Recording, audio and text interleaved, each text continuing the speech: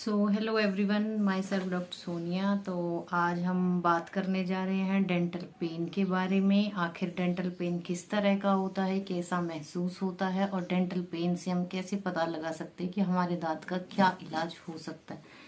तो आइए चलिए शुरू करते हैं। तो सबसे पहले हम बात करने वाले हैं काइंड ऑफ पेन की। काइंड ऑफ पेन का मतलब है कि हमारे दांत में किस तरह का दर्द है। तो सबसे पहले जो दांत का दर्द होता है, एक होता है जो शार्प, लेंसिनेटिंग और पियर्सिंग। इसका मतलब है बहुत ज्यादा चुभने वाला दर्द।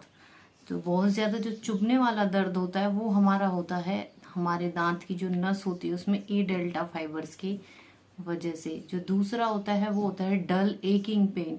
डल एकिंग पेन हमारा जो होता है वो डेल्टा फाइबर्स की वजह से होता है।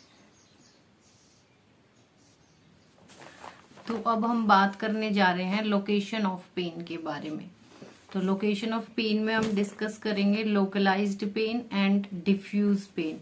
जो लोकलाइज्ड पेन होता है उसमें पेशेंट बता पाता है कि उसका जो दर्द है वो कौन से दांत में है। जो डिफ्यूज पेन होता है उसमें पेशेंट बता नहीं पाता कि उसको दर्द कौन से दांत में है। दांत की बजाय वो एक एरिया को बताता है कि मेरे इस एरिया में दर्द है, तो उसको हम डिफ्यूज पेन कहते हैं।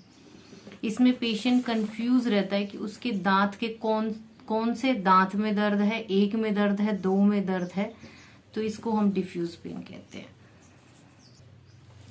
अब हम बात करने जा रहे हैं डायग्नोसिस ऑफ पेन की।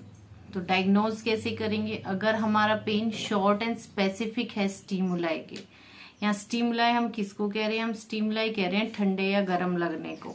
तो जब भी दांत का दर्द रहता है, अगर उसके कांटेक्ट में स्टिमुलाई थोड़ी देर तक रहता है और उसे हटाने के बाद दांत का दर्द अगर ठीक हो जाता है तो उस केस में हम आरसीटी से बच सकते हैं। जैसे कि हमारे एक दांत में दर्द है, हमने कुछ ठंडा खाया है, वो उस वजह से हुआ है, और अगर हम अपना मुंह रिंस कर लेते हैं उसके बाद वो दर्द ठीक हो गया, तो इसमें चांसेस हैं कि ये जो दर्द है ये फीलिंग से रिलीव हो जाएगा।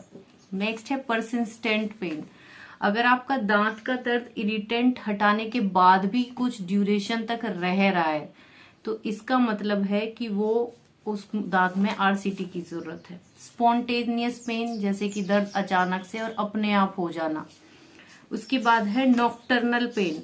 नॉक्टर्नल पेन जो होता है वो होता है रात के समय हेड की पोजीशन चेंज होने की वजह से। तो मोस्टली ये जो पेन होता है इसमें भी कोशिश यही है कि इसमें आरसीटी की जाए, क्योंकि ये जो तीन तरह के पेन है, परसिस्टेंट पेन, स्पॉन्टेनियस पेन और नॉक्टर्नल पेन, इनमें मोस्टली जो हमारा ट्रीटमेंट प्लान जाता है वो आरसीटी की तरफ ही जाता है। तो ये कुछ तरीके थे जिनसे पता लगाया जा सकता है कि दांत में फिलिंग होगी या आरसीटी होगी। और जो डायग्नोसिस जो इनके बनेंगे वो बेसिकली जो कंफर्म होंगे वो एक्सरे बेसिस पे ही होंगे। तो आज के लिए इतना ही। अगर ये वीडियो आपको अच्छी लगी हो तो शेयर करें, सब्सक्राइब करें, लाइक करें and stay tune for next video.